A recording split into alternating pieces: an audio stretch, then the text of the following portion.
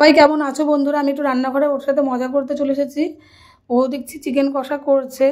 তো এতটাই মশলাটা কষার গন্ধ বেরোচ্ছে খুব সুন্দর, আমি আর পড়াতে পড়াতে উঠে চলে এলাম।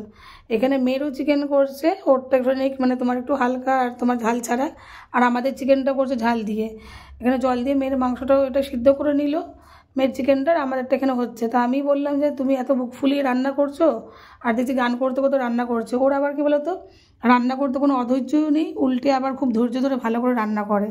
তো আমি আজকে আলু ঠালুও কিছু কাটিনি, কোনো হেল্পও করিনি, কারণ কি সারা সপ্তাহ ধরে ঘরগুলো একদম অগোছালো হয়ে পড়ে থাকে। তো এটা আমাকে একটু গোছাতে হবে, এটাতে কেউ আমাকে হেল্প করতে পারবে না, ওটা আমাকেই করতে হবে। আর ছেলে মেয়েকে না পড়ালেও ওরা কেউ পড়তে বসবে না, একদম মানে আমি উঠলেই ওরাও উঠে যাবে। তো বাংলাটা নিয়ে আমি একটু মেয়েকে পড়াতে বসেছি। তাহলে তুমি তাহলে একটু রান্নাটা করে দাও। তো রান্নাটা করে দিচ্ছে। দেখো এখানে দেখো রান্না করছে, রোজই রান্না করে, আমি বরঞ্চ রান্না করি না, আর আমি থাকিও না ঘরে, তাই করতে পারি না। কিন্তু যখন থেকে তখন করি, মাঝে মাঝে করি।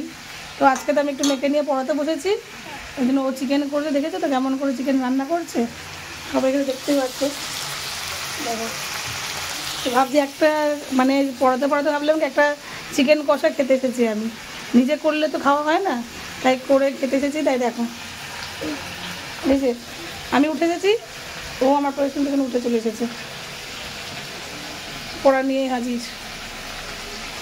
না তো এখনও কমপ্লিট হয়নি, পরে দেখাবো। তো ভিডিওটা কেমন লাগলো, ভালো লাগলে কমেন্ট করে জানিও।